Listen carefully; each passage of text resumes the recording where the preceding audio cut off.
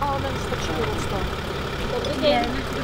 Jsem těšíme. Vítajte u nás. Ty to zdvihneš. A ja řeknu, ahoj, ja som v Americe. Áno, pozdravíš všetkých detí. A keď pozdravíš všetkých detí, tak povieš, že no ale tak aspoň na chvíľočku by som mohla dobehnúť, nie? Ja hovorím, ale kam? No do školy. Tak ale však si v Amerike. Ty vysneš, že také povedal, že ale Marčinku, prosím ťa, a v tom prídeš. Tady jsem se narodila, no. Ano.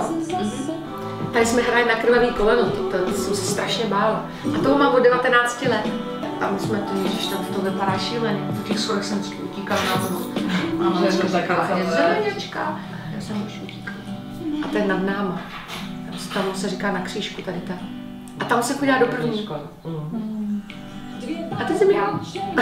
Bravenec,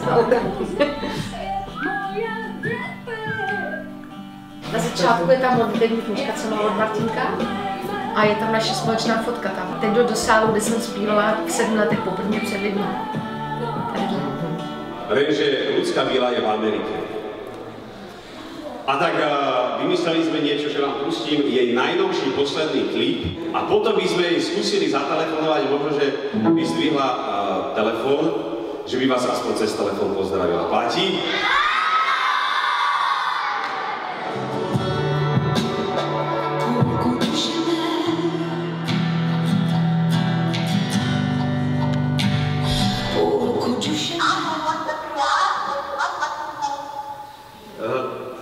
Som neveril, že mi zdvihneš.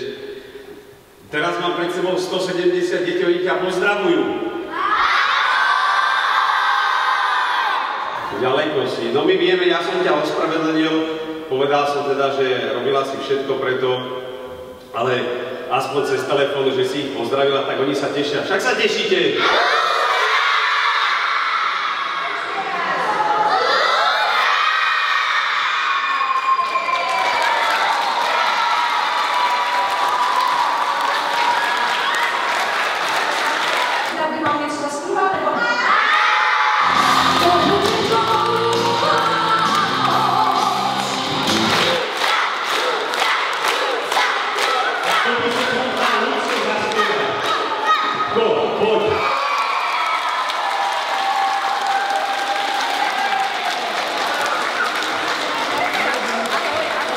Ja viem, není to sranda zberovať pred ľudskou. Ja som takisto prvýkrát tam musel rozdýchať, aj druhýkrát a rozdýcham to doteraz.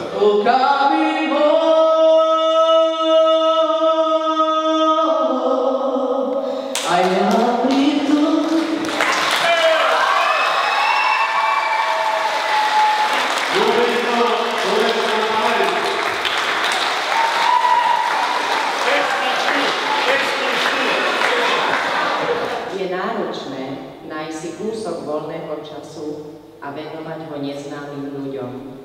No i napriek tomu ste tu, čo si nesmierne ceníme. Ďakujeme.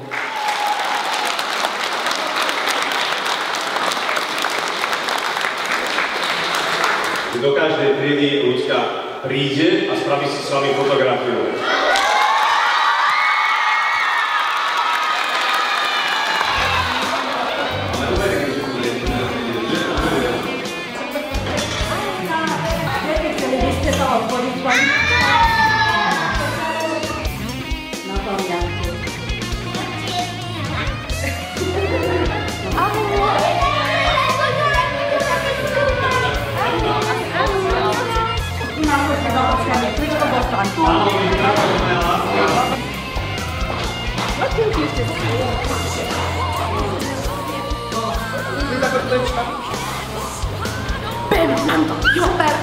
Tak snáď niekedy ešte povieme niečo. Aj to sa tešíme. Veľmi rádi, áno, že jeden váš obrovitanský fanúšik teraz je momentálne v práci, mohli by ste vás tom pozdraviť? Ahoj, to som Jančka Bílá, dobrý deň.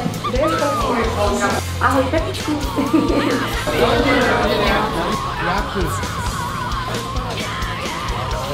Si krásne našla, no.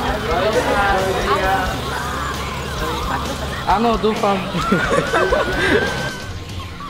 6 historických podlách a v podstate aj tuto je možné vidieť niektoré z nich. No a našli sme teda základ staršieho oltára, ale už tuto bol použitý ako sekundárny, čiže to musela byť nejaká prestavba v tom 17. storočí najneskôr, lebo máme k tomu ešte dve dlážky, ktoré ten oltár rešpektovali. Já se hrozně těším, až to bude hotový, protože když tak jako sedím a mám tady mozely od těch růženců, tak aspoň vím, proč to je. Murivo je co?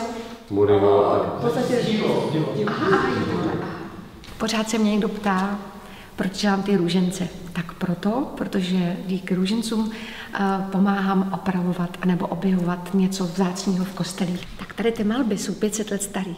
A to je ten důvod, proč dělám ty růžence. Víte? Tak kamarád Martin.